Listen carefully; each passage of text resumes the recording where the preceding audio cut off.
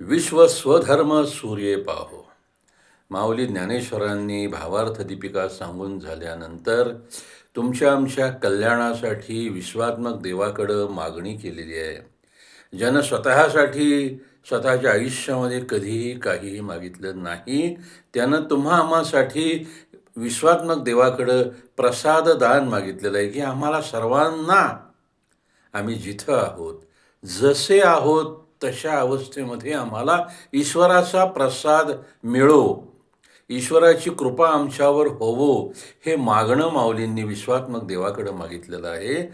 आणि त्यामध्ये ते म्हणतात, विश्व स्वधर्म सूर्ये पाहो. हे सकल विश्व जे आहे ते स्वधर्म सूर्य पाहो. स्वधर्म हा सूर्य आहे. सूर्याच्या प्रकाशामध्येच आम्ही जगू शकतो.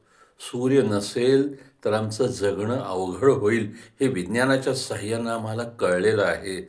तद्वत स्वधर्माचं आचरण करण्यानंच आम्ही योग्य पद्धतीनं जगू शकणार आहोत, हेही आम्ही कळून घ्यायलाच पाहिजे.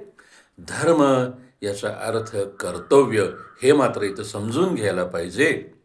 त्याशिवाय गोंधळ निरसणार नाही. स्वधर्म सूर्य, स्वकर्तव्य सूर्य कळून घेऊया, आचरणात आणूया.